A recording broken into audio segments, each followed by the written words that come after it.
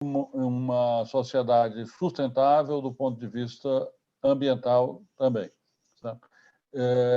Nesses 2 anos, nós desenvolvemos um conjunto de trabalhos, nós vamos enviar a todos os participantes desse curso o nosso relatório de atividade de 2021, e eu queria chamar especial atenção aí aos participantes sobre as nossas últimas publicações, o e-book sobre tarifa social, o guia sobre regionalização, são exemplos desse trabalho coletivo que nós estamos fazendo. Dito isso, nós vamos ter mais tempo aí para nos conhecer, trocar figurinha durante todo esse período das 13 aulas, né? 12 semanas. Eu queria passar a palavra aí para o professor Ricardo Moretti, que é o nosso coordenador executivo, né? Juntamente, desenvolvendo um trabalho juntamente com outros companheiros, e, em particular, com o nosso secretário executivo, Edson Aparecido, e com a companheira Silvana, da nossa assessoria de comunicação. Tá? Então, obrigado a todos vocês, sejam bem-vindos, espero que possam ter uma participação ativa no curso e que a gente possamos todos nós aprender bastante durante essa experiência, essa iniciativa. Muito obrigado. Boa noite, gente. Alegria estar aqui. Eu vendo aí o Montenegro falar, eu lembro quando ele e o Edson comentaram da ideia da criação do Ondas. Eu achei uma proposta ousada, uma proposta corajosa, e vendo agora esse evento com 93 pessoas participando agora, né, já andando e vendo a quantidade de coisas que está sendo possível realizar com Ondas, eu fico muito contente, assim, né? O Ondas é um bebezão robusto, né? Mal dá para acreditar que ele está aí só com 2 anos, né? A gente leva um susto quando lembra que faz tão pouco tempo que começou, né? Eu vou compartilhar Eita, Edson, você precisa me permitir compartilhar a tela aqui. Eu vou compartilhar uma apresentação muito rápida sobre a estrutura do curso, né?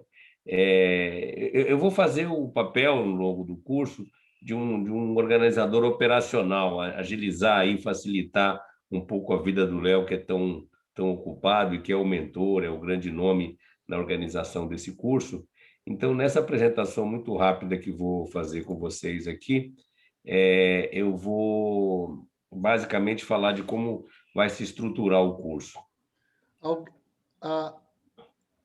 Alguém sabe como é que permite? Não, Edson, enquanto eu falo, eu te mando aqui rapidamente pelo Zap a apresentação, aí você abre aí, pode ser? Mas eu vou ter que autorizar o Léo depois também. Enquanto isso, você organiza alguém do me Léo. ensina aí, por favor. Senão eu posso colocar como host aqui também. Eu já mandei para você a apresentação, aí quando você puder, você abre, está aí no seu Zap. Mas eu lembro dela de cor. Então, basicamente, gente, fazem parte...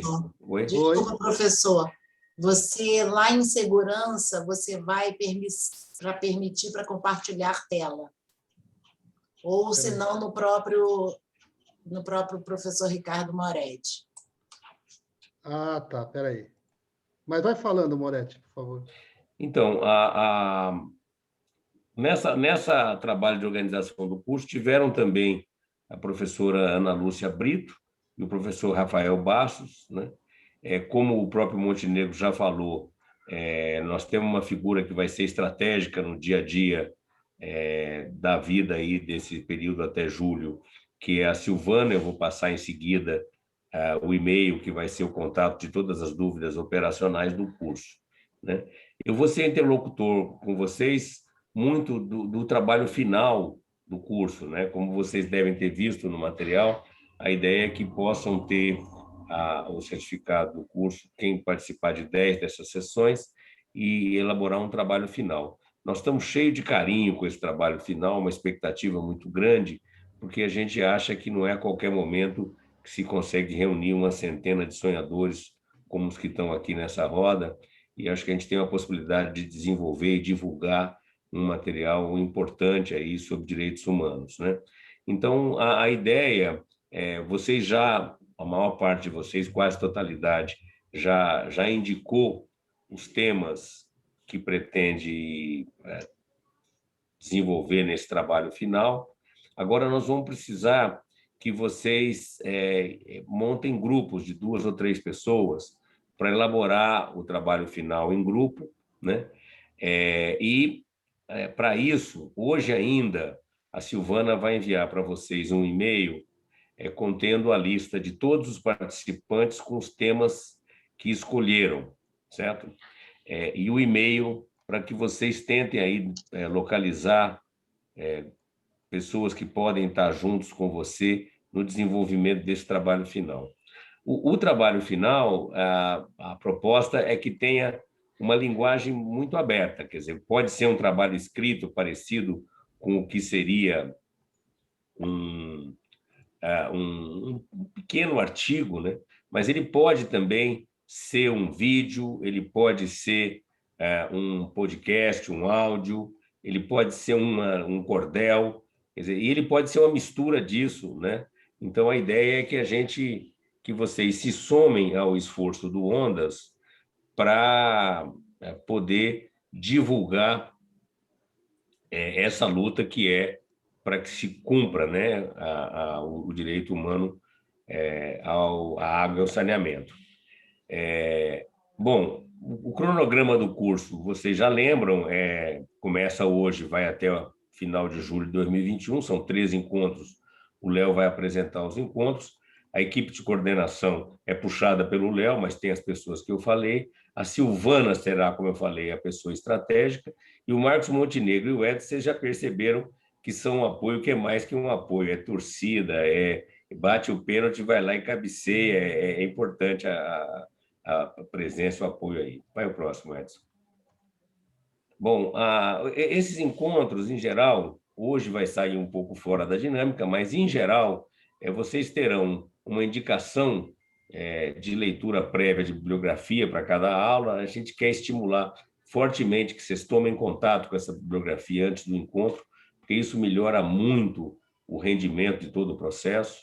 A ideia é que haja uma apresentação rápida, de cerca de 45 minutos, um tempo para discutir questões que vocês receberão previamente. Então, desse encontro agora do Léo, vocês já receberam algumas questões que é o que motiva a discussão. Então, haverá em cada encontro um momento de discussão, de debate dessas questões e 30 minutos de debate livre sobre o tema do encontro. Pode ir, Edson. Então, sobre o trabalho final, então, como eu falei, vai ser enviado ainda hoje a lista para que vocês procurem montar os grupos, né? A gente quer que vocês enviem para a secretaria esses grupos até o dia 19 de maio, ou seja, daqui a 2 semanas, inclusive indicando o nome, não só os integrantes, mas um título preliminar do que vocês pretendem desenvolver, né? A gente quer estimular que vocês desenvolvam esse trabalho com alguma base territorial, que vocês elaborem o estudo a partir do caso de uma pequena comunidade, de um bairro, de uma pequena cidade, que vocês analisem a situação encontrada no tema que vocês selecionaram numa determinada comunidade. O Ondas tem esse caráter de observatório, mostrar as diferenças de realidade em diversos lugares é importante, então vocês são estimulados, embora não seja obrigatório. Vai haver uma liberdade de formatação desse trabalho final e nós vamos posteriormente, para que não seja uma coisa absolutamente sem regras, haverá aí alguns critérios, algumas orientações para que vocês não tenham dúvidas sobre essa formatação. E o próximo, Wesley. Bom, como eu falei, os melhores trabalhos, a ideia é divulgar no site do Ondas, vai ter uma comissão que vai examinar esses trabalhos e a gente tem uma perspectiva, espero que se concretize, de viabilizar um e-book baseado nesses trabalhos aí que tiverem destaque, inclusive como parte desse esforço de mostrar esse quadro que a gente tem Brasil afora, né? Eu vou ficar responsável por tentar viabilizar uma orientação com os professores do curso. Tem gente aqui que é mais ocupado do que o Papa. Nós vamos ter que bolar um mecanismo aí para não sobrecarregar ninguém. Eu vou ficar um pouco nessa mediação difícil, mas vocês vão ver que dá certo. Mete ficha aí, Edson.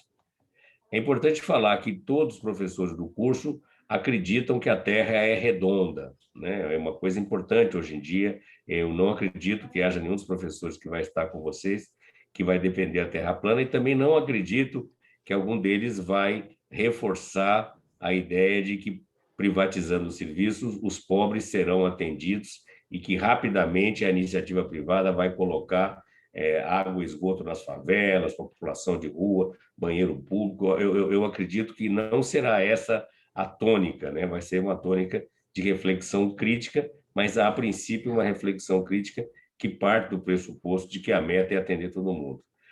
Dúvidas que vão acontecer inevitavelmente ao longo do curso, o e-mail mais importante que tem aí é esse que vocês já vão receber a lista dos integrantes do grupo, que é esse curso DHAS, que é diretamente operado pela Silvana Cortez, que é super rápida na resposta. Estou impressionado da rapidez com que a Silvana, e assessorada ali pelo Edicinho, que não dá mole também, ele é rápido no gatilho, então as dúvidas acontecerão aí.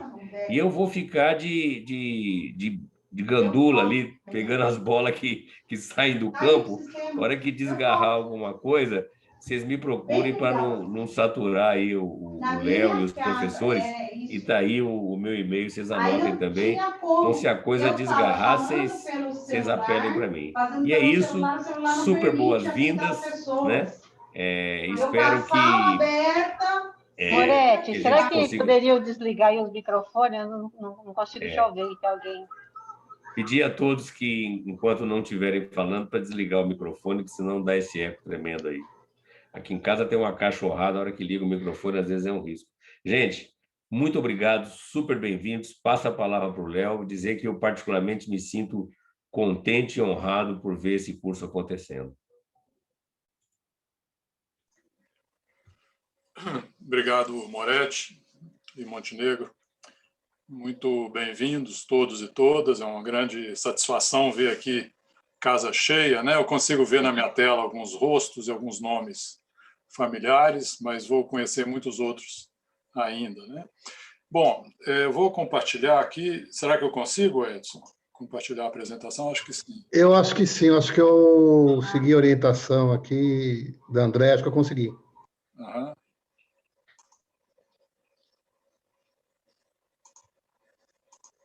Conseguem enxergar o slide? Sim, está aparecendo. Sim.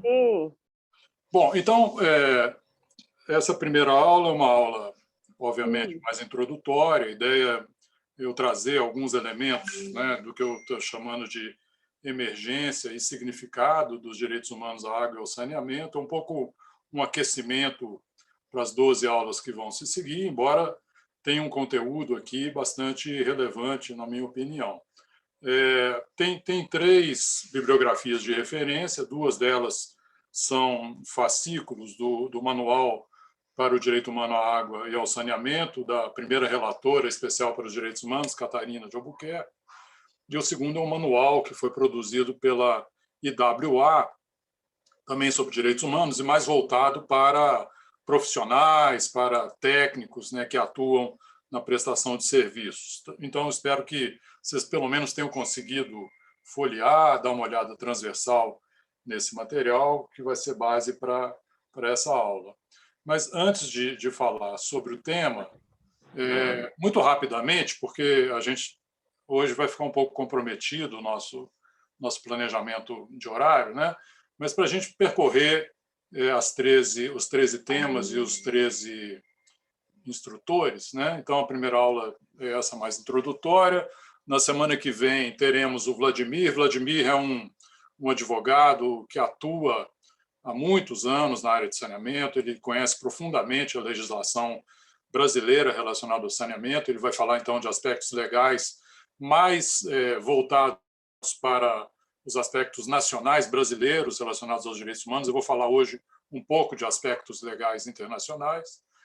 eu volto na terceira aula, uma aula um pouco provocativa, para falar de algumas controvérsias, é quase que uma aula sobre economia política dos direitos humanos.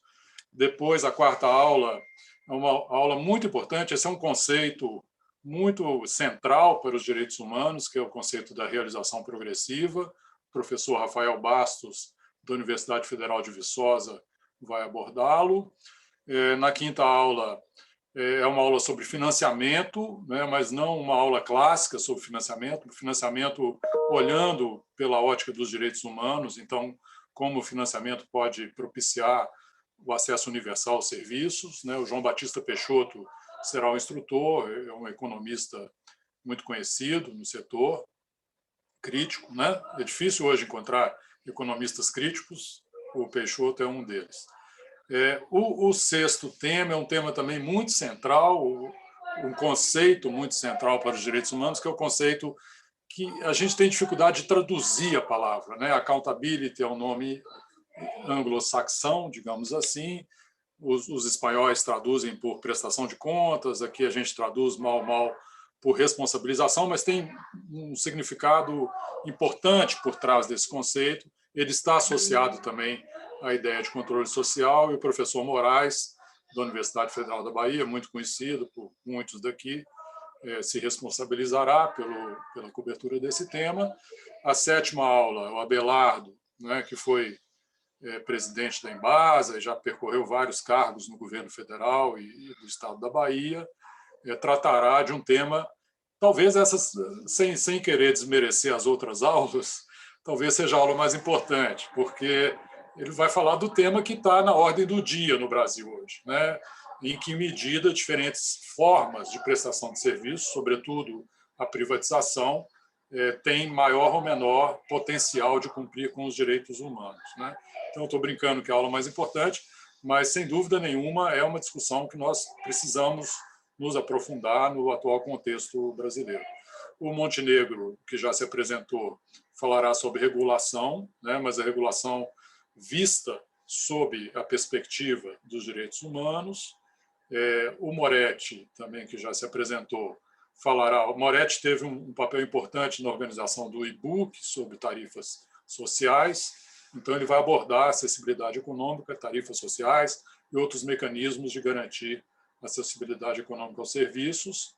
O Edson, também, que já se apresentou, falará sobre desigualdade. O tema da desigualdade é muito central para os direitos humanos, então ele vai ressaltar grupos populacionais que são particularmente mais negligenciados no acesso aos serviços, né? A Sonali e a Bárbara, ambas da UFMG, professora Sonali, a Bárbara, que terminou seu doutorado recentemente, falarão sobre gênero, né? Que é um tema muito, muito central também para a água e esgotos. Maria José e Marco Antônio Pinho Santos falarão sobre racismo estrutural, os direitos humanos à água e ao saneamento. Um tema novo, eu diria, tem pouca publicação sobre isso, muito necessário abordar. Então, foi muito importante a inserção dessa aula no curso. E a última aula, a professora Patrícia e o professor Moraes, da Federal da Bahia, falarão sobre o planejamento dos serviços, né? Um tema muito importante para o contexto brasileiro, e eles certamente abordarão o tema com a perspectiva dos direitos humanos, o que altera a forma como tradicionalmente nós olhamos para o planejamento. Também está previsto nessa última aula uma avaliação da parte de vocês sobre o curso, para nos dar feedback para os próximos, certamente próximos oferecimentos. Bem, então, entrando já na primeira aula, né, eu quero falar um pouco aqui sobre como surgem, né? Eu, pessoalmente, gosto muito de olhar para a história e ver na história os vestígios, né, do que nós tratamos no presente, então a emergência nesse sentido, mas, além da emergência, né, como os tratados internacionais nos subsidiam para pensar o que significam os direitos humanos à água e ao saneamento. Antes de passar para o próximo slide, eu quero só fazer uma pequena observação, né? nós estamos usando aqui a terminologia água e saneamento, né? Isso está no nome do Ondas também, não é exatamente a terminologia que a legislação brasileira utiliza, né?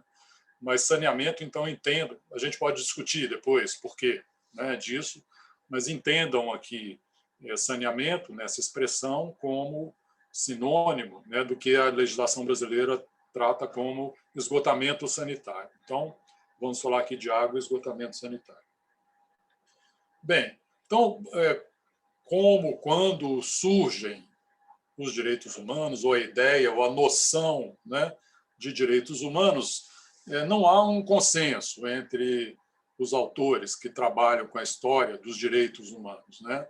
Então, tem alguns que vão localizar no Código de Hammurabi. O Código de Hammurabi foi lançado, né, foi preparado na Babilônia no século 18 a.C., o ano 1800 a.C. Então, nós estamos falando de quase 4.000 anos atrás. Esse Código de Hammurabi nada mais fez do que colocar de uma forma escrita como se organiza a sociedade da Babilônia, lá na Mesopotâmia, né, na época. Não falava, evidentemente, de direitos humanos, mas trazia noções de direitos e deveres, de justiça, né? Então, esse talvez tenha sido um primeiro sinal, né, de uma preocupação de uma sociedade quanto aos direitos humanos, né? Outros outros autores vão localizar nas religiões, né, no nascimento das religiões, na Bíblia, nos seus tratados, né, elementos que dialogam com o conceito de direitos humanos, né? Então, no hinduísmo e no budismo, a defesa da natureza, dos ecossistemas, né, como um princípio. No confucionismo, a ideia de educação das massas. No cristianismo, no islamismo, a ideia de solidariedade humana, então, que é um conceito muito interessante, né, para os direitos humanos. E os gregos e romanos da antiguidade chamavam a razão, né, a racionalidade surge nessa época, e a racionalidade se aplica não apenas à ciência, mas também à organização das sociedades. É claro que, se existe alguma afinidade entre tudo isso e os direitos, né, essa afinidade é sempre muito relativa, né, porque esses direitos eram aplicados a uma parte da sociedade. Excluía escravos, excluía mulheres, excluía homossexuais. Então, era uma igualdade para poucos, né, e não para todos. Isso era uma característica das sociedades antigas, e inclusive da Idade Média, né? Alguns localizam em uma peça de um autor pré-socrático, né, Sófocles, a peça Antígona, né? Então, o rei manda a Antígona matar o seu irmão, né? E a Antígona se recusa. E ele pergunta: por que você descumpriu minha ordem e não matou o seu irmão? E ela fala que eu me baseei nas imutáveis leis dos deuses, as chamadas leis naturais. Então, é a natureza e não o Estado que garantiria direito a todas as pessoas, independente da sua cidadania. Então, esse ponto é muito marcado como um recurso a uma ideia de que existem leis que asseguram direitos às pessoas, né? Bom, mas há uma boa convergência entre muitos autores em identificar no Iluminismo, século XVIII, né? Então nós demos um salto aqui de muitos séculos, né, muitos anos, que muitos autores do Iluminismo começam a falar não de direitos humanos, mas de direitos naturais, né? E hoje se associa a ideia de direitos naturais a direitos humanos. Então, e é importante pensar por que isso ocorreu, né? Foi uma época de muitas transformações no mundo, políticas, época de colonização de países que não eram europeus, né? De revolução industrial, etc. Mas uma questão central nessa época foi romper com o feudalismo, com a monarquia, né? E rejeita-se dessa forma a ideia de que os reis, né, a realeza, tinham direitos concedidos pelos deuses, né? Então, se as pessoas têm direitos, não são os deuses que atribuem aos reis esses direitos, mas sim a organização da sociedade. Tem vários autores que são citados aqui. Locke é muito citado em uma de suas obras como o introdutor da ideia de direitos naturais, mas também Rousseau, Paine, Mary Wollstonecraft foi uma feminista do século XVIII, que também falava em direitos. Então, esse é um momento importante. Agora, sem dúvida nenhuma, foram as declarações da independência dos Estados Unidos e a declaração da Revolução Francesa, né, que falam explicitamente em direitos, né? Então, os Estados Unidos se tornando independentes da Inglaterra, em 1776, em sua declaração, fala em uma verdade autoevidente, né? Que as pessoas são criadas iguais, né? Então, o conceito de igualdade, e dotadas pelo seu Criador, né? A religião influenciando fortemente aqui, de certos direitos inerentes e inalienáveis, né?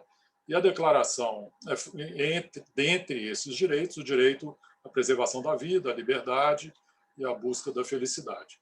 E a Declaração dos Direitos do Homem e do Cidadão, né, 13 anos após, essa sim é muito enfática em dizer que a ignorância, a negligência ou o menosprezo pelos direitos do homem são as únicas causas dos males públicos e que os direitos são naturais e imprescritíveis do homem, né? Dentre eles, a liberdade, a propriedade.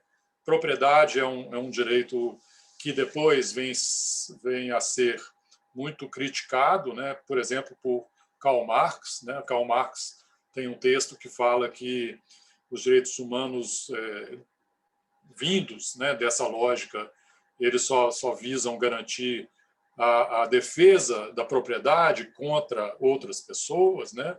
Mas depois ele próprio faz uma revisão dessa crítica, uma certa revisão, né? Não vou dizer uma revisão completa, mas o direito de propriedade sempre esteve na mira de vertentes mais socialistas, né, que pensam direitos humanos, o direito à segurança, o direito à resistência à opressão, né? É claro que também aqui não era igualdade para todos, não era um direito para todos, né? Só olhando o nome da Declaração Francesa, o direito do homem, né, e do cidadão, ou seja, os estrangeiros não tinham esse direito, nem as mulheres, né? Mostra quão parcial foram essas formulações, né? Mas, de qualquer forma, elas introduzem uma ideia, uma noção de direitos humanos, né? Mas, contemporaneamente, o instrumento que inaugura, que introduz a ideia de direitos humanos é a Declaração Universal de 1948, né, que, no pós-guerra, né, que visava evitar com que a humanidade passasse pelos horrores, né, que ocorreram na Segunda Guerra Mundial, e é a declaração, a partir dessa declaração, todo um conjunto de tratados, legislações, resoluções vão dando interpretações a esses direitos humanos, e a origem do direito humano à água a gente pode localizar justamente na Declaração Universal. Tem alguns autores que fazem uma associação entre o texto da Declaração Universal. Tem um autor muito interessante, Cassim, ele fez parte da comissão que elaborou o rascunho da declaração. Ele fala que os 3 lemas da Revolução Francesa, liberdade, igualdade e fraternidade, estão refletidos na Declaração Universal. Então, liberdade, quando se fala em liberdades individuais, hoje se fala que a liberdade está relacionada principalmente aos chamados direitos políticos e civis, né? A igualdade nos direitos econômicos e sociais, e a fraternidade, porque há alguns artigos da declaração que falam em solidariedade nacional, internacional, comunitária.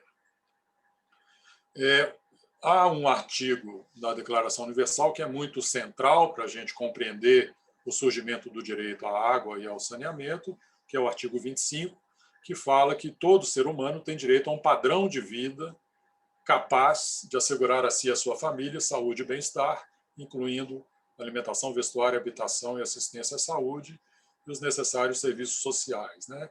Tem todo um debate sobre o que significa incluindo, né? Hoje existe uma compreensão de que este termo, incluindo, pretendeu apenas fornecer alguns exemplos, né, de o que é um padrão de vida mínimo, adequado, e que ele não limita a inclusão de outros direitos, inclusive o direito à água, o direito ao saneamento, né?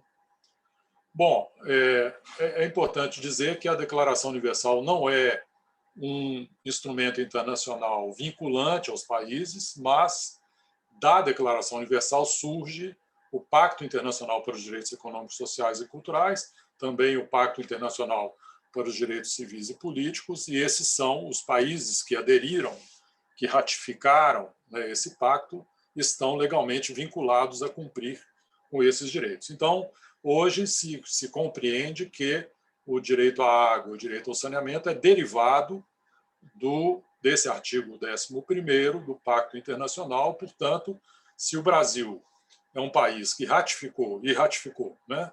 Ele foi aprovado pelo Parlamento, pelo Congresso brasileiro, né? Esse pacto, o Brasil tem obrigações internacionais de cumprir com o direito à água e o direito ao saneamento, né? Então, esse artigo 11º é mais ou menos semelhante ao artigo 25 da Declaração Universal. Os Estados, parte do presente pacto, reconhecem o direito de toda pessoa a um padrão de vida adequado para si e sua família, incluindo, novamente, alimentação, vestuário e habitação adequados, assim como uma melhoria contínua de suas condições de vida, né? Bem, então, o direito à água deriva, hoje há uma interpretação, né, nessa linha, desse artigo 11º do pacto, né? E ele começa a a figurar, né, em declarações internacionais vinculantes em 1977. Né? Houve, em Mar del Plata, em 77, a Conferência das Nações Unidas sobre a Água. No plano de ação dessa conferência, fala-se que todos os povos, quaisquer que sejam seu estágio de desenvolvimento e suas condições sociais e econômicas, têm direito ao acesso à água potável em quantidade e qualidade à altura de suas necessidades básicas, né? Então, o termo direito figura no plano de ação da conferência. Em 92, houve a Conferência sobre Água e Ambiente, em Dublin. Essa conferência os seus resultados foram muito controvertidos. Ela fala novamente no direito à água, mas fala também, são 4 princípios nessa conferência, o último dos princípios fala que a água tem valor econômico em todos os seus usos competitivos e, o que é mais preocupante, ela deve ser reconhecida como um bem econômico, né? A Conferência de Dublin abre as portas para várias ações do Banco Mundial, de outras agências internacionais, bancos multilaterais, para promover a privatização, né? A água como bem econômico teve essa interpretação, né, de que ela deveria ser um bem de mercado, com concorrência, com introdução do prestador privado, né? Bom, um documento muito central que inaugura a ideia no âmbito das Nações Unidas do direito à água é o chamado Comentário Geral número 15, né, que ele trata um comentário longo.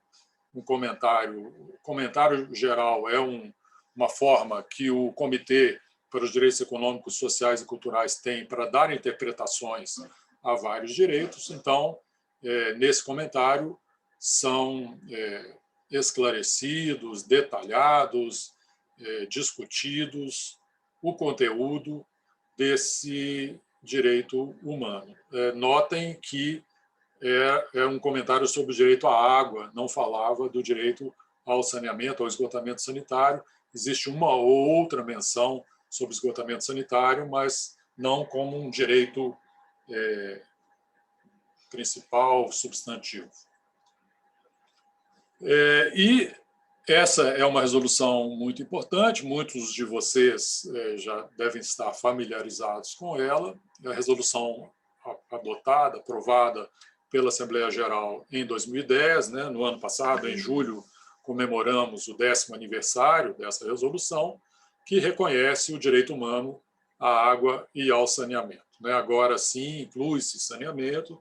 Essa foi uma resolução apresentada, patrocinada, para a Assembleia Geral pelo governo da Bolívia, na época em que Evo Morales era presidente, contou com o apoio de muitos países, infelizmente não foi aprovada por consenso, houve votação, 123 votos favoráveis, 41 abstenções, nenhum voto contrário.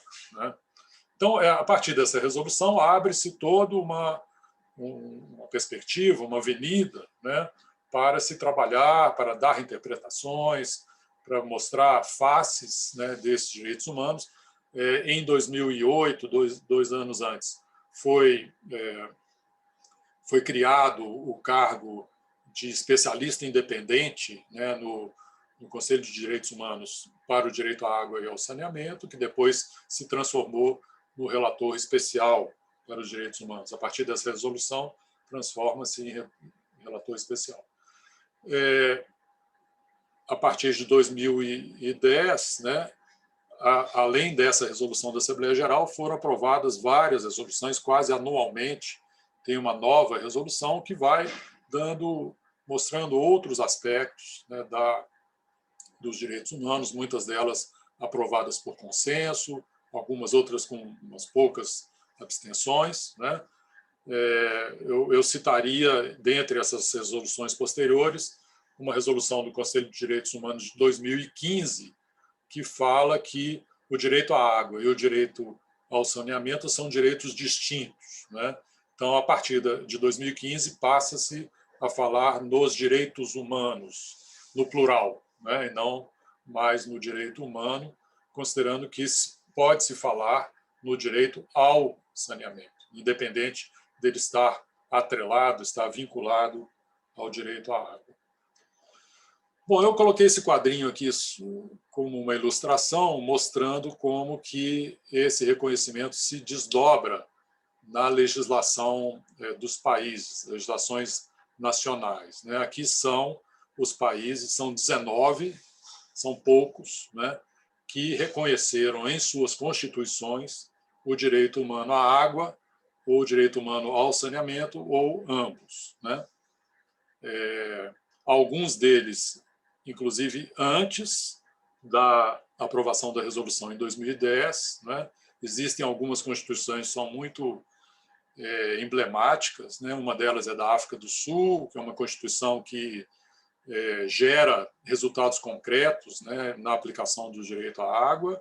A do Uruguai foi resultado de um plebiscito no país, um plebiscito para proibir a privatização dos serviços e incluir na Constituição o direito humano à água. A Constituição do Equador é uma Constituição bastante interessante, da Bolívia, do Quênia, foi muito também marcante. E a Eslovênia foi o primeiro país europeu que colocou na Constituição o direito à água. E Costa Rica, no ano passado, Costa Rica inclui na Constituição o direito à água no contexto da pandemia do Covid-19, reconhecendo que água é fundamental para o controle da pandemia. Então, são 19 países, nós estamos falando aí de cerca de apenas 10% dos países do mundo. Tem muito que se fazer ainda para consagrar esse direito nas constituições. Bom, então, vou passar... Isso foi só uma introdução, é uma trajetória histórica muito interessante, a meu ver. Eu fico à disposição, se alguém quiser bibliografia, para fazer leituras mais aprofundadas, tanto sobre esse trajeto histórico, quanto, mais recentemente, após a 1947, a Declaração Universal dos Direitos Humanos. Então, como interpretar esses direitos? O que eles indicam? O que significa prestar um serviço, regular um serviço, com base nesses direitos? Quais são as obrigações dos países? Né? Como eu falei, a maioria dos países, de alguma maneira, está vinculado legalmente a esses direitos, seja porque aderiram ao Pacto para os Direitos Econômicos, Sociais e Culturais, seja porque aderiram a convenções, por exemplo, a Convenção para o Direito às Mulheres fala no direito à água. Então, o que esses países, o que se espera desses países e em que situações eles estão violando, né, esses direitos? Um primeiro conceito é que o país tem 3 tipos de obrigações legais, né, que é respeitar, proteger e cumprir com os direitos humanos, né? Respeitar significa não restringir que as pessoas que já usufruem dos direitos tenham esses direitos removidos, retirados, excluídos, suprimidos, né?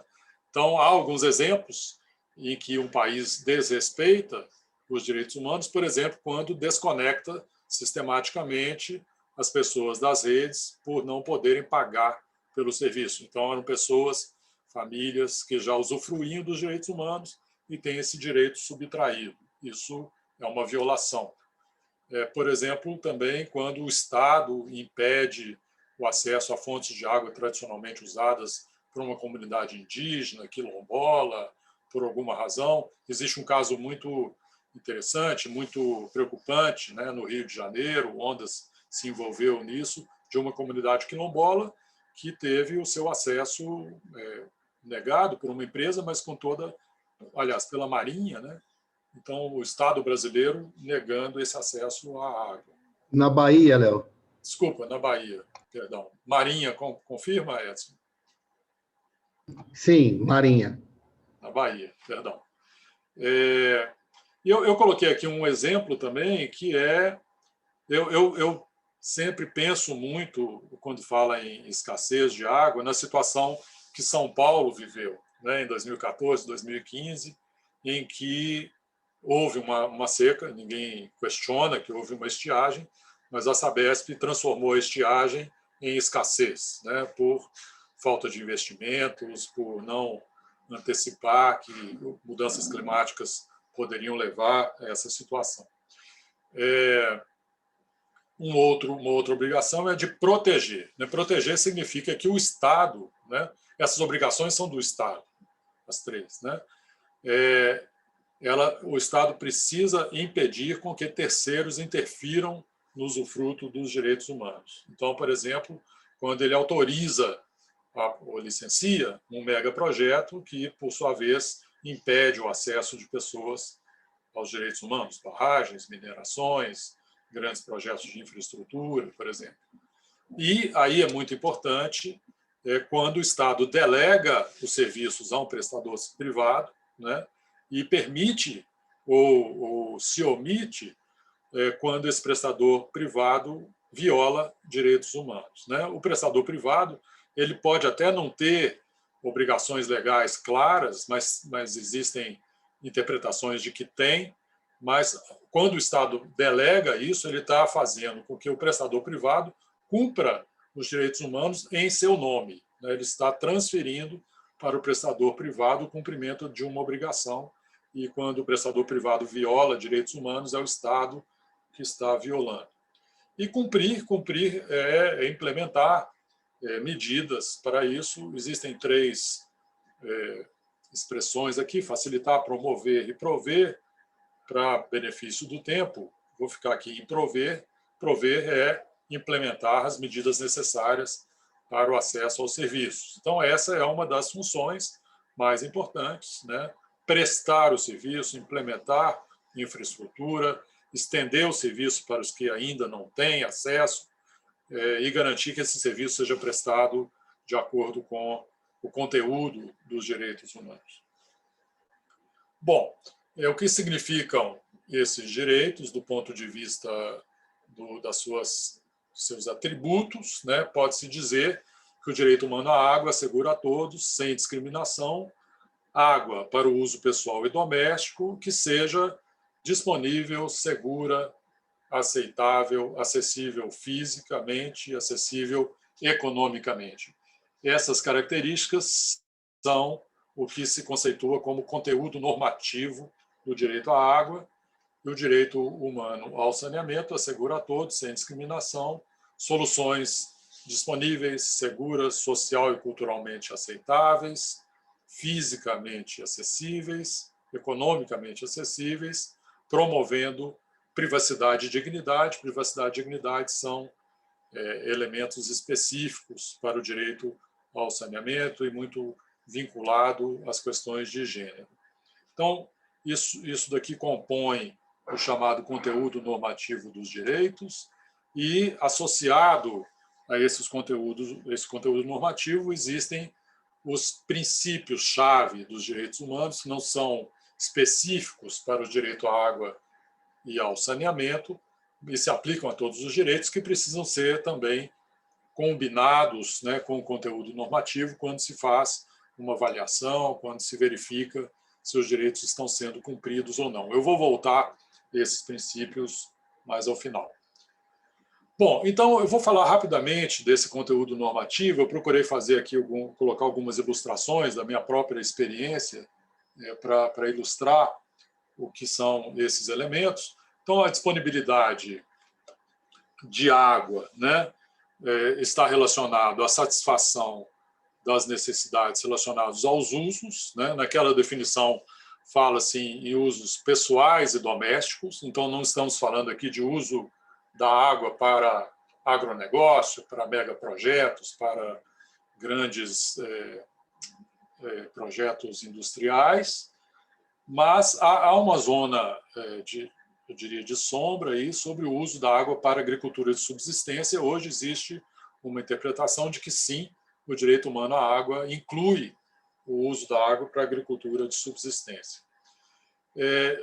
Ao se pensar em disponibilidade, também tem que se pensar em quantidade, né? Eu coloquei aqui uma tabela que tem sido muito utilizada para se pensar em quantidade, eu não sei se todos conseguem enxergá-la, mas aqui é uma tabela da OMS que classifica por consumo per capita, né, diferentes níveis de risco à saúde. Então, um nível considerado baixo seria quando o acesso permite um consumo de 100 litros por pessoa dia. Acima disso, entre 50 e 100, o nível de risco à saúde seria considerado médio. Então, essa tabela tem sido usada como uma referência para se pensar em qual é a quantidade de água fornecida que garante o cumprimento dos direitos humanos. O outro tema é o tema da continuidade do acesso, né? Aqui, só para ilustrar, eu vou contar umas historinhas para ficar mais concreto, né, essa fala. Isso aqui é muito interessante, muito triste. É uma vila em Lesoto, né, que fica próximo de uma represa, que vocês estão vendo ao fundo, né? Essa represa é usada para captar água nas áreas altas de Lesoto e vender essa água para a África do Sul. É uma transferência de água enorme e que é um dos grandes fontes de recurso para o orçamento do país, né? E essa vila não tem água. Essa vila usa água de um manancial como este daqui, né? Então, isso é nitidamente uma injustiça ambiental, né, de falta de disponibilidade de água para quem tem água, vê essa bela represa de água e não consegue acesso a ela. O tema, o atributo da acessibilidade física, né, leva em conta que, e isso raramente é tratado pelo setor de saneamento no Brasil, né, de que as populações não são compostas de indivíduos com necessidades idênticas, homogêneas, né? Então, em uma mesma casa existem idosos, pessoas com deficiências, pessoas que necessitam de mais água porque são portadores de doenças crônicas, mulheres, crianças, etc. E na acessibilidade física também um tema importante é como dar acesso às pessoas a uma fonte de água quando essa fonte de água não é intradomiciliar, né? Então, tem toda uma preocupação de caminhos adequados, iluminados, porque é uma situação em que há riscos de violência sexual, violência à mulher, e de diferentes maneiras, né? Eu coloquei essa foto aqui. Opa. Isso no México, no estado de Chiapas, né? Uma população indígena que teve um projeto governamental que não funciona e as pessoas têm que buscar água nessa lagoa, água super comprometida na sua qualidade. As mulheres carregam, coletam, os burros carregam a água. Então, vocês podem imaginar o problema de acesso, de qualidade e quantidade de água decorrente dessa situação. O atributo de qualidade ou segurança para a água é uma questão mais ou menos resolvida, porque existem guias internacionais. O Brasil tem a portaria, né, que está, inclusive, em discussão, né, sobre uma reforma, uma revisão, mas que é muito baseado nos guias da OMS. Mas existem várias questões ainda a serem, não apenas do ponto de vista normativo, né, mas de garantia dessa qualidade, de avaliação dos riscos, né, em vários contextos, né. Aqui também uma foto do México, em que existe uma exposição das águas subterrâneas a hidrocarbonetos, né, que contamina a água de populações que utilizam essas águas subterrâneas e águas superficiais contaminadas. Isso não, as portarias e os guias não enxergam muito, né? Bom, o atributo da aceitabilidade, a gente pode dizer que tem duas dimensões, né? Um é a aceitabilidade quanto à qualidade da água. Aqui eu botei uma foto de um diálogo que eu tive em Botsuana. Essa pessoa, esse senhor aí, está me mostrando a água que eles consomem. Nitidamente dá para perceber que é uma água de alta turbidez, e eles consomem essa água bruta, né? Então, a água precisa ter características que façam com que as pessoas aceitem a água e consumam essa água. E também a aceitabilidade cultural, né? Aqui é uma foto tirada na Malásia, numa população indígena, em que o governo colocou uma estação de tratamento de água super moderna, com membranas filtrantes, e a população simplesmente não usa, não sabe operar, não gosta dessa água, está sem funcionar. Existem algumas instalações até mais sucateadas do que essa da foto. Então, existe uma rejeição cultural, né, a determinadas tecnologias. Então, nesse caso, é muito importante a participação, a consulta à comunidade, antes de se impor verticalmente soluções tecnológicas, né? Acessibilidade econômica, né? Nós vamos ter a aula do Moretti sobre isso, só muito simplificadamente. Duas dimensões importantes dessa discussão. A primeira é identificar se o serviço é inacessível economicamente para alguns, quem são essas pessoas e como, né? Essa é uma discussão internacional importante. Não existem padrões muito consolidados e universais sobre isso, o que é um serviço economicamente acessível ou inacessível, mas é necessário abordar esse tema. E há outras medidas que podem ser acionadas para enfrentar ou mitigar essas situações. A tarifa social é uma delas, dentre outras, né? Aqui uma foto tirada no México, né? Essa primeira senhora aqui, no cartaz verde, fala: compramos pipas a altos preços. Pipa é caminhão-pipa, né? Então, a gente precisa pensar um pouco fora da caixa. Quando falamos de acessibilidade econômica, não devemos nos restringir apenas a pensar nas tarifas, né? Também outras formas de obtenção da água podem ser prejudicadas, né, quando não há acessibilidade econômica. Eu estou vendo aqui que o tempo está passando rápido. O conteúdo normativo do direito ao saneamento, disponibilidade, essa figura aqui é muito interessante porque mostra que existem muitas e muitas soluções possíveis, né, para a disposição e o tratamento, a coleta dos esgotos de uma moradia ou de uma comunidade. E cada uma delas pode levar a diferentes preocupações relacionadas aos direitos humanos. A própria solução que predomina nas áreas urbanas brasileiras, né, que é a solução por rede coletora, também traz preocupações em relação aos direitos humanos, né? Então, há uma discussão sobre soluções que são compartilhadas, né, fossas comunitárias, por exemplo, em que medida que cumprem com os direitos humanos, uma discussão sobre soluções coletivas ou individuais, né, em que contextos uma ou outra pode atender melhor aos direitos humanos. Uma discussão muito importante é quando há um contato direto de pessoas no manuseio do lodo ou do excreta. Essa é uma discussão muito, muito forte na Índia, em Bangladesh, por exemplo, em que existem pessoas... Na Índia, quem faz esse papel de tirar o lodo, limpar a fossa, limpar a rede coletora, são as castas consideradas inferiores, os Dalits, né?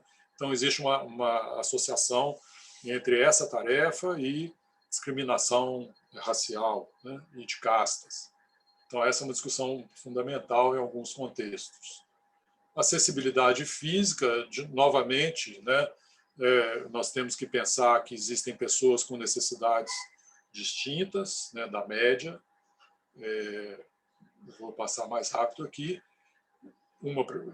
Essa foto aqui mostra essa aqui é uma história que eu poderia gastar uma meia hora contando, né? Esse é um programa do governo da Índia chamado Índia Limpa, né? Clean India Mission, Missão Índia Limpa, que visa dar acesso, né, superar o déficit enorme de saneamento no país, né, e eliminar a defecação a céu aberto. Mas existem várias e várias restrições desse programa. Uma delas é que as fossas não dão acesso a pessoas com necessidades especiais. Essa é uma fossa muito particular, implementada por uma ONG, que tem capacidade de que os cadeirantes possam utilizar, pessoas que usam cadeira de rodas, né?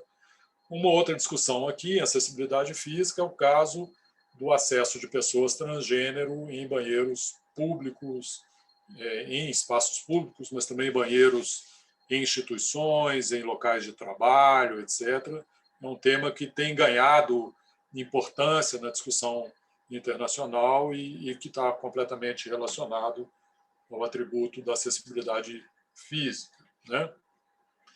Em relação à segurança, nós podemos tratar a segurança do saneamento sob várias perspectivas. A segurança sanitária, então, a solução para o saneamento não deve impor riscos à saúde de quem usa, quem está na vizinhança da solução. Segurança técnica, né? Então, quando se pensa em um banheiro, tem que se pensar na estabilidade, no seu uso por crianças, etc. A segurança no uso, né? O uso não deve impor riscos às pessoas. A segurança na manutenção das instalações, então, novamente, quem limpa, quem remove os excretas, o lodo. E a segurança ambiental, no sentido de proteger o ambiente, né? Essa foto aqui da Malásia, em um bairro que fica na beira do mar, né, completamente insalubre, e onde vivem refugiados das Filipinas. E aqui eu tirei a foto de uma fossa que não tem nenhuma dessas 5 seguranças, né? O acesso é absolutamente precário, não tem privacidade, a questão ambiental é nítida, né? Os excretas caem nos cursos d'água e etc. Bom, aceitabilidade cultural, eu novamente trouxe o exemplo aqui da Índia, né? Nesse programa da Índia utiliza-se essa solução, que é uma fossa dupla absorvente, né? É uma técnica que requer cuidados do morador, né?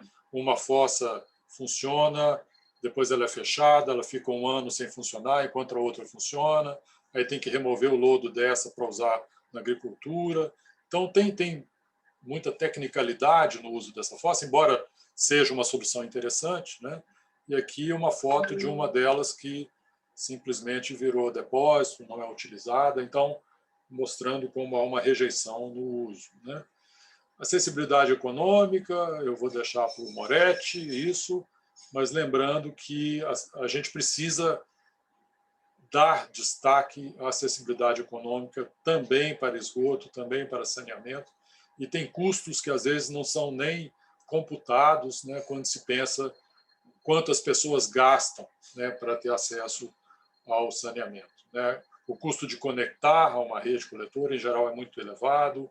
Quando a solução individual, o custo de remover lodo, custos não monetários, né, que precisam entrar na equação, né? Por exemplo, quando mulheres defecam a céu aberto e o tempo que gasta e a violência às qual ela é submetida. Privacidade e dignidade, então, é o último atributo do conteúdo normativo ao saneamento, e há aqui várias preocupações em garantir que diferenças de gênero não incidam no acesso aos serviços de saneamento, né? Isso tem relação com o projeto das instalações, né? Por exemplo, em banheiros públicos, a norma é ter o mesmo número de banheiro para homens e para mulheres, embora as mulheres gastem mais tempo, têm outras necessidades, e novamente, o acesso de pessoas transgênero. Os princípios, eu trato aqui de 6 desses princípios, eles vão ser, de alguma maneira, abordados nas próximas aulas, né? Eu não vou me deter muito aqui, mas é sempre importante vocês pensarem, por exemplo, quando houver a aula do Rafael sobre responsabilização, que a responsabilização precisa estar combinado ao conteúdo normativo para a gente enxergar a plena realização dos direitos humanos, né? O princípio da igualdade e não discriminação, o Edson vai tratar disso, é um dos princípios mais centrais dos direitos humanos, e nós temos muito que avançar nisso, né? Qualquer distribuição que a gente faça do acesso aos serviços em várias partes do mundo, nós vamos sempre observar que a população rural é discriminada, que os mais pobres não têm menor acesso, e assim por diante. Muito bem, então eu fico por aqui, eu acabei, acho que avançando um pouco mais, mas houve esse tempo que nós gastamos no início da aula para os informes, né? E nós temos ainda uns 20 minutos, eu diria, e a ideia é que a gente explore essa questão. A questão ela é bastante provocativa. Talvez a gente possa até repetir essa questão na última aula, né, para ver o que o curso trouxe de elementos para ajudar a respondê-la. A ideia é pensar em um cenário utópico, né, no qual o Brasil passasse, o setor de saneamento no Brasil passasse a se orientar pelo marco dos direitos humanos à água e ao saneamento, né? Então, que mudanças nós observaríamos, né? Da parte de quem presta os serviços, da parte das agências reguladoras, da parte do próprio governo federal, na sua função de coordenação, de financiamento dos serviços, da parte dos municípios, que são titulares e que muitas vezes delegam os serviços, da parte do poder legislativo, né? Em que medida esses direitos devem e como devem compor a legislação, né? O marco jurídico legal nacional, e da parte do judiciário nas suas decisões sobre violação dos direitos, etc. Muito bem, então acho que eu vou parar de compartilhar e calar-me para sempre, falei muito, né? E abrir a palavra para quem quiser contribuir no debate sobre essa questão múltipla, né, que foi colocada no final. Quem quiser ter uma mãozinha aí para levantar, não sei, ou então escreve no chat, me inscrevo, quero falar, alguma coisa assim, e vou passando a palavra. Léo, só relembrar que existe um link para preenchimento da presença. Quem ainda não preencheu os seus dados nesse site que registra a presença, por favor, façam isso. Está aí, tem mais de uma vez aí no chat aí esse link.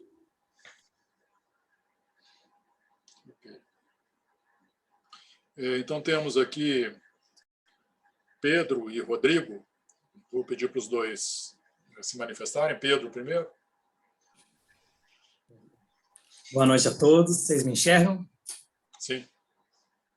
Meu nome é Pedro Duarte. Estou há 3 meses como analista técnico da Confederação Nacional de Municípios. Embora, na verdade, eu tenha me inscrito no curso fora da Confederação, né? Então, estou aqui como Pedro. Sou sócio da ABS também, da Câmara Temática de Resíduos Sólidos do Distrito Federal, mas hoje eu estou aqui com o Pedro mesmo. Então, hoje, durante esse curso, vou trazer as minhas impressões. Me chamou bastante atenção essa listagem aí, que ela começou das perguntas, né? Ela começou do prestador de serviço e o legislativo foi o penúltimo, salvo engano, o penúltimo item aí das perguntas, né? E só me chamou a atenção que talvez deveria ser o primeiro, porque hoje a gente vive um grande problema no Brasil de interpretar uma lei que surgiu de um processo muito mal conduzido no Legislativo Federal, né? E é uma lei cheia de problema de redação. Eu sou engenheiro, não sou jurista, mas até eu, como engenheiro, consigo captar uma série de problemas, de contradições na lei. Então, eu acho que talvez a proposta e o legislativo, só um comentário, o legislativo poderia estar lá em cima, né? Porque uma política pública federal, ela começa, de fato, de cima para baixo, não que os estados e os municípios não tenham suas responsabilidades aí nos déficits de saneamento, nos problemas que a gente tem, que eu acredito que a situação que a gente se encontra, ela se deve, vamos dizer assim, a irresponsabilidades e deficiências em todas as esferas, inclusive o setor privado também, além do público, nas 3 esferas, mas é só esse comentário, né? Os impactos de um processo legislativo mal conduzido, ferindo o direito humano à água e ao saneamento, e como isso interfere nas outras esferas, né? Nas entes estaduais, no municipal, no prestador de serviço, nas agências reguladoras. É só um comentário geral mesmo, que eu achei interessante essa questão de que se a gente... E o item da judicial ficou em último, o que eu achei bem interessante, porque se a gente tivesse toda uma legislação, toda uma construção de uma política pautada nos direitos humanos, talvez a gente tivesse menos judicialização, que é algo que tem preocupado bastante a gente, que vai ocorrer nos próximos anos aí, né? Só esse comentário. Obrigado, Pedro. Pedro nos provoca a pensar se a gente pensaria numa hierarquia aí naquela lista, né? Ele já fez uma mudança, passou o legislativo para primeiro. Acho que é uma boa discussão, a gente pensar que atores, né, poderiam influenciar mais na realização dos direitos à água e saneamento. Mas vamos lá, Rodrigo de Pinho Franco, depois temos Francisca Dalgisa, em seguida você já pode pegar a palavra, Francisca.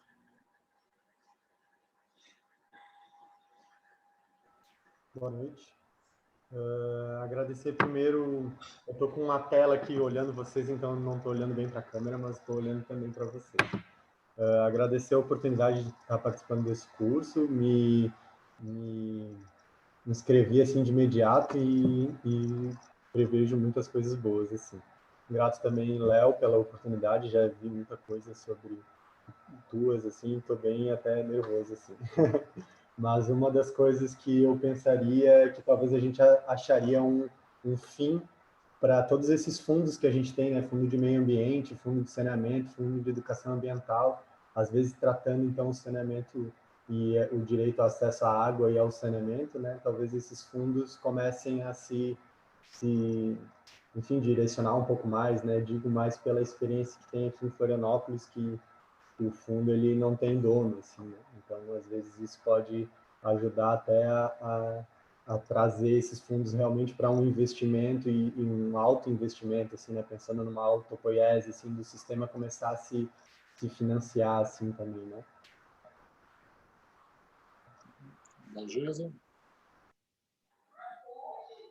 Parabenizar pela excelente aula. Acho que essa iniciativa é muito boa, assim, muito bacana mesmo. E assim como o colega... Você está me ouvindo? Sim. É que a minha internet está ruim, está caindo aqui, desculpa, a gente trava já. Se parabenizar pelo curso maravilhoso, e é interessante, Léo, que a gente percebe que aqui no Brasil, não precisa ir muito distante, mesmo as cidades ou regiões como a região metropolitana de São Paulo e Baixada Santista, a gente vê esses cenários, né? De palafitas, de condições insalubres de moradia, banheiro, barracos sem banheiro, né? Eu tive a oportunidade de visitar diversos, né? E como a gente ainda tem que fazer um esforço, né? Quando você vê Sabesp, os indicadores que ela utiliza, dá essa impressão de que a gente não tem mais esses problemas, né? Mas quando você visita as periferias de São Paulo, Baixada Santista e outros tantos municípios que eu tenho a oportunidade de conhecer no interior, percebe que ainda existe uma ausência total de direito de acesso à água e o quanto a gente ainda tem que se mobilizar e lutar para que essas pessoas tenham acesso, né? E os indicadores que são utilizados muitas vezes invisibilizam essas pessoas, né? Quando você vê a Sabesp divulgar 100% de atendimento, dá essa impressão que não tem mais nenhum indivíduo, nenhum cidadão sem acesso digno à água, mas não é verdade, né? Tem muitos que ainda não conseguem. E o mais constrangedor que traz a Luciana Travasso, na pesquisa que ela fez, é as pessoas não perceberem que elas não têm acesso à água, né? Elas têm um falso acesso, ou seja, um acesso limitado, que por ser tão restrito, por já se sentir tão sem direito, não percebem que não é acesso ou acesso correto, coerente, digno à água. Eu acho que essa formação, esse processo de formação, ele é muito esclarecedor e abre muito nosso campo de visão para perceber, né, essas falhas ainda mesmo nas grandes regiões. Então, só parabenizar e deixar aqui esse comentário. Obrigada. Obrigado, Adalgisa. Prazer revê-la aí. Bom, elogios são bem-vindos, comentários são bem-vindos, mas eu pediria que a gente procurasse focar o máximo possível na pergunta, para a gente construir. Léo, você me desculpa, vou te ajudar aqui. A Andréa tinha pedido também, eu anotei aqui 4. Andréa, Vitor, Laiana e Velber. E tem também o Alex e o Galaxy A20. O Galaxy vai ser difícil. O Alex e o Galaxy. Tá. Então, nessa ordem, Andréa, por favor. Boa noite. Faço minhas as palavras da companheira Francisca. No entanto, professor Léo, eu estou aqui, né, apesar de ser uma militante já assim, envolta no tema, né, principalmente a água, a minha pergunta vai para a questão do saneamento hoje, porque eu estou aqui enquanto trabalhadora na área de pesquisa, do uso de tecnologias, né, para a valoração do saneamento fim, porque eu participo de um projeto de produção de hidrogênio a partir do lodo de esgoto da cidade do Rio de Janeiro com resíduos agrícolas, utilizando como substrato orgânico os resíduos agrícolas. A minha pergunta é: onde entram as tecnologias naquelas perguntas? As tecnologias elas ficariam na pactuação? Concordo com o companheiro que fez a primeira pergunta, que na questão do ordenamento, né, da gente hierarquizar as perguntas. Aí a minha pergunta fica: as tecnologias elas entrarão na pactuação, porque o legislativo, se ele funcionando de uma forma não burguesa, ele deveria ser a pactuação de que se tem entre os atores da sociedade, né, o que expressa a academia, o movimento social e as necessidades territoriais. Onde é que a gente inseriria essas tecnologias? E a única tecnologia que a gente vai tratar vai ser a tecnologia utilizada pelas grandes cidades, é a única tecnologia viável para que se observa que a gente vai atender, a gente vai questionar essa tecnologia, a gente vai tratar de outras tecnologias. A minha preocupação é tecnológica. Ok. Bom, eu vou propor para vocês a gente encerrar essa lista. Nós temos mais 5, e depois eu posso fazer um comentário final, incluindo a pergunta que a Andréa fez. Então, vamos para o Vitor.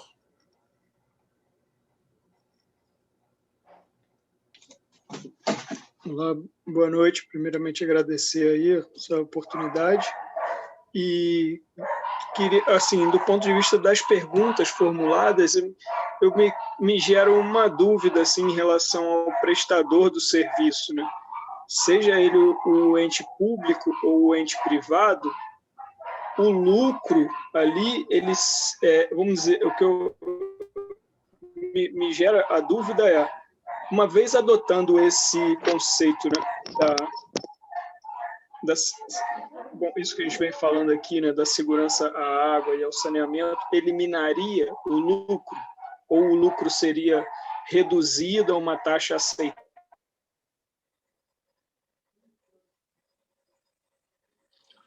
Parece que congelou, Vitor.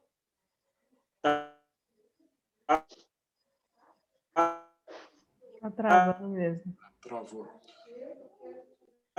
Porque me parece o comitê de bacia da...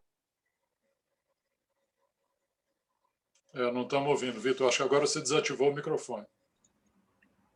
Beleza. Desativou sozinho aqui, rapidinho. Só concluindo, eu trabalho no comitê de bacia aqui da Baía da Ilha Grande e atualmente estou como fiscal de contrato de 2 planos municipais de saneamento, de Angra e de Paraty. Há essa possibilidade de incluir esses direitos no plano municipal de saneamento básico? Isso é usual? Queria saber se tinha alguma experiência nesse sentido. Basicamente isso, para não me estender muito e ter bastante tempo aí para dialogar bastante. Baiana.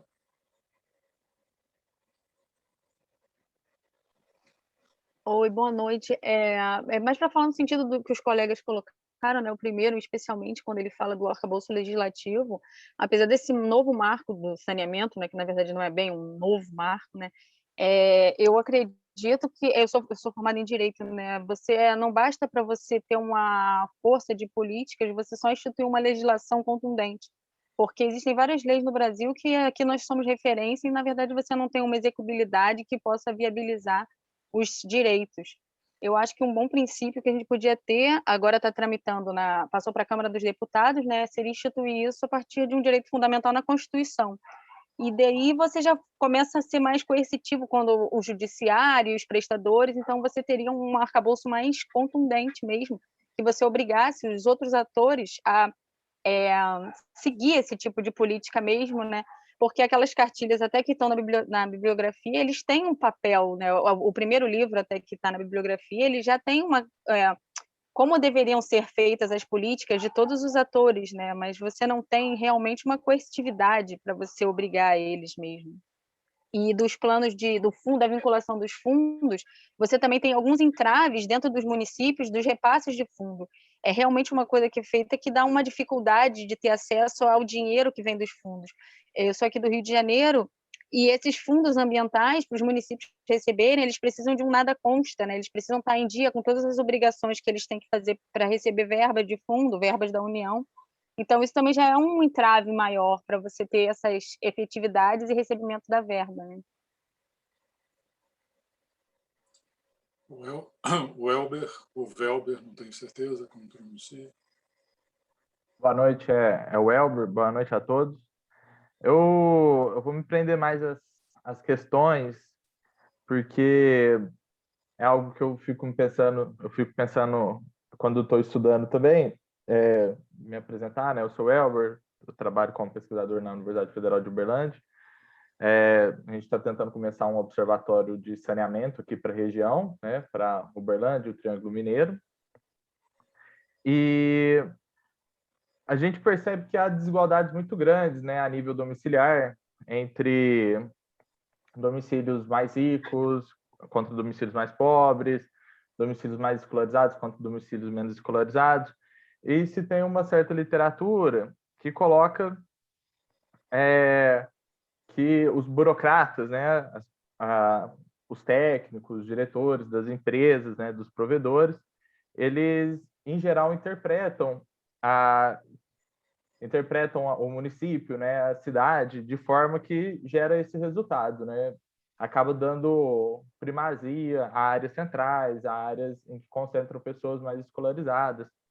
Então, do meu ponto de vista, né, primeiro ponto, nos prestadores dos serviços e nos municípios, para ter um serviço de saneamento direcionado a direitos humanos, seria ter uma reeducação, uma conscientização de redirecionar os esforços também para áreas mais pobres, em que se concentram pessoas menos escolarizadas, enfim, que se concentra o déficit atual dos serviços no Brasil. Também ter um redirecionamento, aqui em Uberlândia a gente tem essa questão, os serviços aqui são bastante bons, mas a gente tem essas questões em assentamentos informais. Existe uma demora muito grande de reconhecer a legitimidade desses assentamentos. Depois que reconhece a legitimidade, qualquer ação possível, ainda que coloque alguma dúvida sobre isso, embarga o desenvolvimento do setor na região.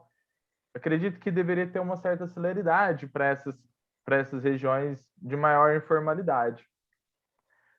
Do ponto de vista de agentes reguladores e legislativo, eu sinto muita falta de ter um espaço para a população, um espaço efetivo da população.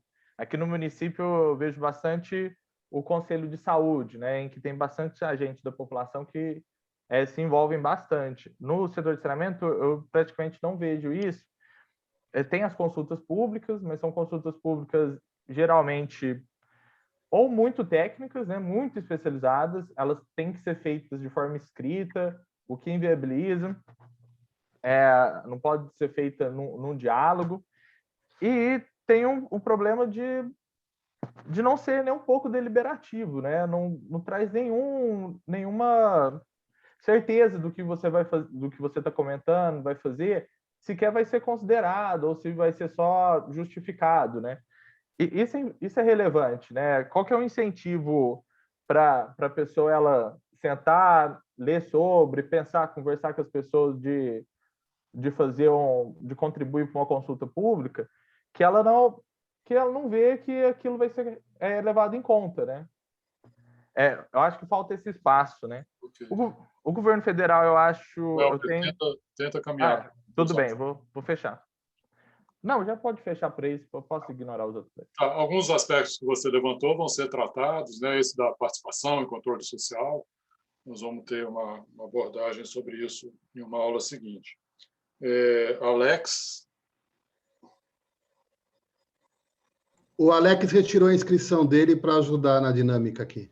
Galaxy? Mas, de qualquer forma, obrigado, viu, Léo? Galaxy é anônimo, né? Boa noite, vocês estão me ouvindo? Sim. Qual o seu nome? Desculpa, é porque eu não tive dificuldade no acesso. Meu nome é Ivana Pequeno, eu sou do Crato, no sul do Ceará, sou professora e trabalhei no meu mestrado e doutorado com o direito de acesso à água. Muito bom. Bom, mas minha fala vai ser rápida porque ela já foi contemplada com as considerações da Laiana, né, quando ela falou da questão da coercitividade. Eu apenas não tenho uma visão muito positiva, né, no fato da gente elevar o direito, colocar o direito de acesso à água na Constituição. Não sei se isso vai mudar tanto, né, o comportamento. Acredito que é mais um caso de educação, de participação. Não sei se haveria uma mudança significativa, né, incluir o direito de acesso à água no artigo da Constituição, em relação à efetividade. Em relação à fala do Elber, eu achei interessante quando ele falou de educação e ele falou de espaço de discussão. E aí, Elber, lembrar dos comitês de bacia hidrográficas, né, que são espaços de discussões, né? Trabalhei no doutorado exatamente, eu fiz uma pesquisa junto ao comitê aqui da minha região, né? E achei muito interessante o espaço de discussão que os comitês abriram em relação à questão da água. Tá? Então, muito obrigada, parabéns aí ao Instituto Ondas pela iniciativa da discussão e pela iniciativa, enfim, desse programa de extensão. Tá? Uma boa noite. Obrigado. Olha, eu acho que Elisa, não sei se além dela mais alguém. Elisa, você fecha, então, esse ciclo de comentários, por favor. Olá, boa noite a todos. Meu nome é Elisa. Muito obrigada, é um privilégio estar aqui com o professor Léo Helli. Vou tentar me atentar aqui aos pontos. Sobre a pergunta, né, que é o que a gente espera de mudança no cenário brasileiro né, se a gente incorpora essa questão dos direitos humanos à água. Acho que o professor Léo Heller, ele comentou ali sobre uma questão sobre respeitar, não remover os direitos conquistados, desconexão sistemática, sobre esses pontos. Eu acho que, quando a gente pensa no cenário brasileiro, eu tenho um pouco de dificuldade em não pensar isso numa questão sistêmica das práticas neoliberais que a gente tem vivenciado e que é um ponto que a gente precisa considerar, né? Se a gente está rumando para um sistema que é privatizado, então, quando a gente fala ali nos prestadores de serviços, como que a gente vai ser feito essa mudança de incorporar os direitos humanos à água? Por exemplo, a gente tem o caso ali da Bolívia, né, que teve a guerra da água pela Bolívia, em que, né, a gente teve os direitos que eram conquistados pelas comunidades no ato da privatização. Várias comunidades perderam os próprios poços artesianos de casa, tiveram que passar para o setor privado. Então, eu não consigo... a minha concepção sobre isso é muito... tem que ser pensado nessa questão do sistema atual, né? Eu tenho um pouco de dificuldade de não... Porque a gente está arrumando para uma ótica que tende a essa questão das privatizações. Então, eu acho que isso acaba interferindo em toda a nossa lógica de pensamento, do como vai ser para os prestadores de serviços e passando nisso nas agências reguladoras. E por mais, né, que o curso já começa com uma ideia geral contemplada por todos os professores, que acho que foi o Moreira, o Edson, que falou, né, que não é da privatização, porém a gente vive nessa sociedade que está atendendo essa questão da privatização. Então, eu acho que uma das mudanças que a gente vai ter que repensar, nessa ótica que é privatizada, é como fazer com que, por exemplo, aqui em Curitiba, eu sou de Curitiba, a gente está vivendo crises hídricas, e daí volta lá na questão das escassez hídricas devido a uma questão de estiagem, mas que só pessoas com renda mais baixa acabam sendo afetadas pela crise hídrica, devido à falta de caixas de água. Então, como é que você faz um setor privado considerar isso que é um direito humano, direito da água, sabe? Então, eu acredito que a reflexão também tem que trazer um pouquinho dessa ponta. Eu acredito que eu não respondi muito bem e acabei somando mais para a reflexão, mas é por aí. Agradeço mais uma vez. Obrigado, Elisa. Bom, muito rápido, o tempo está avançado. Primeiro, eu queria concordar com a Elisa, né, que é a última que falou. Essa discussão precisa ser contextualizada, né? Não devemos fazer uma discussão sobre implementação e realização dos direitos humanos no abstrato, né? O neoliberalismo está aí, essa sanha privatizadora está nos assolando, então é necessário realmente pensar no contexto no qual os direitos são aplicados. Vários falaram sobre os aspectos legais, né? Arminda, Laiana e Aline, eu li alguma coisa aqui no chat. Bom, eu acho que na próxima semana vai ser uma boa oportunidade para vocês espremerem o máximo o Vladimir, tirar tudo que conseguirem dele. Eu pessoalmente vejo que a luta pelo reconhecimento legal é necessária, mas não é exclusiva, ela não suprime, né, outras frentes de luta. Então, é importante se concentrar em reconhecimento dos direitos no nível legal, mas isso não impede que a gente continue a lutar contra a privatização, por melhorar as agências reguladoras, etc., etc. A Laiana tem razão, a inclusão desses direitos na Constituição é um passo fundamental. Muitos aqui já sabem, né, houve uma aprovação no Senado da mudança do artigo 5º da Constituição, passando a reconhecer o direito humano à água, não ao esgotamento sanitário, mas já é um passo importante, mas isso ainda depende de aprovação da Câmara e, o mais preocupante, de sanção do presidente, né? Esse passo aí é o mais desafiante, talvez. Agora, obviamente, né, a Constituição reconhecendo, isso tem um efeito em cadeia, né? Todas as demais legislações e o judiciário tem que se ater a esse reconhecimento constitucional. A Arminda faz uma provocação interessante, né? Será que não seria o caso de aproveitarmos que os estados estão aprovando leis, né, relacionadas à regionalização e incluir o direito nas leis estaduais? Acho ótimo. Acho que, se houver oportunidade, mesmo não estando previsto na Constituição, né, considerando aquilo que eu falei, o Brasil tem obrigações internacionais, nada impede, não é inconstitucional, a meu ver, que uma lei estadual inclua o reconhecimento desses direitos, né? O Vitor faz uma pergunta sobre em que medida, se eu entendi bem, a obtenção de lucros é compatível, né, com a realização dos direitos humanos, né? Nós vamos viver isso crescentemente no Brasil, né? Vide o recente leilão no Rio de Janeiro. Então, como compatibilizar isso, né? Realmente há uma preocupação, não apenas quando é privado, né? As empresas estaduais de capital aberto também distribuem dividendos, né, regularmente. A Copasa, o Alex pode falar mais sobre isso, esse ano distribuiu mais de R$1 bilhão em dividendos, né, 100% da arrecadação. Precisa coibir isso, né? Se a legislação fala que direito humano no Brasil é reconhecido, direito à água e saneamento, a transferência desses lucros, quando vem em detrimento de investimentos, de expansão, quando uma empresa opera em um ambiente não universalizado, é uma violação dos direitos. Existem alguns elementos dos direitos humanos, né, que um deles é que os estados devem usar o máximo de recursos disponíveis para cumprimento dos direitos, que vai sinalizar na direção de violação. Então, uma luta importante é limitar a transferência desses lucros, desses dividendos, etc. E a Andréia faz uma pergunta sobre tecnologia.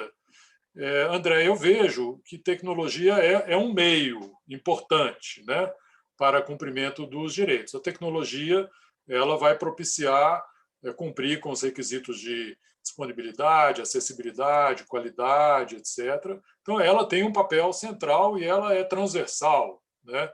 A ação do prestador, a ação do regulador. O regulador tem que olhar para que tecnologia está sendo utilizada, para a ação da academia, dos pesquisadores, etc.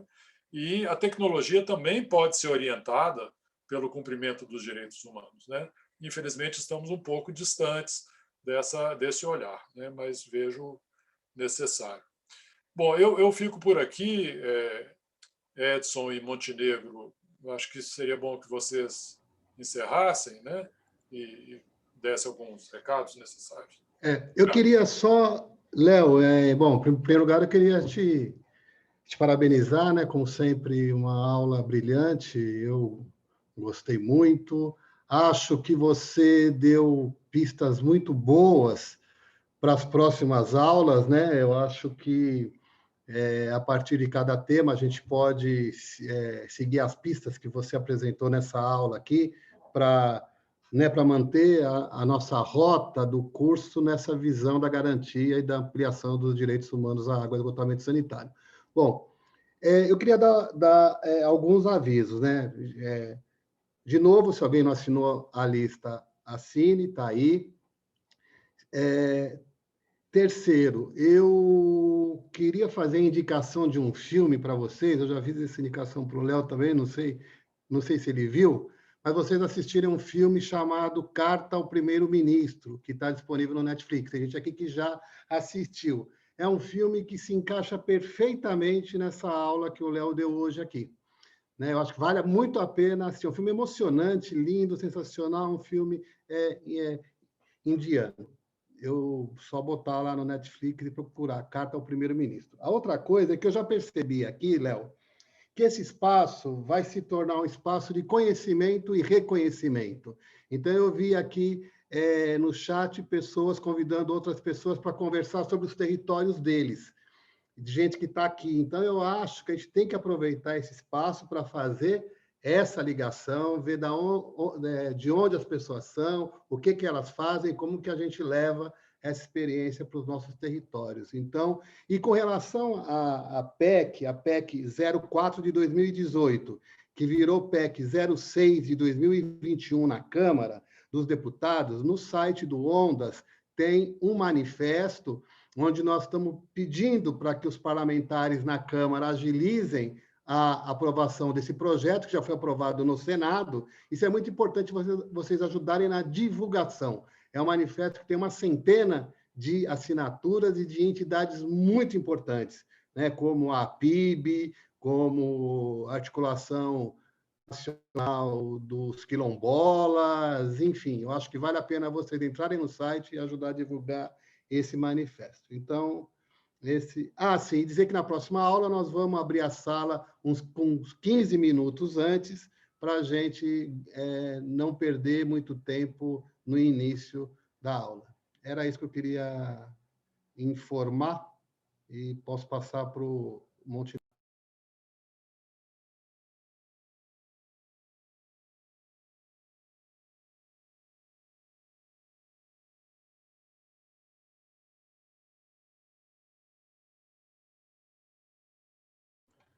Eu não sei se o comandante está aqui ou o piloto sumiu, hein?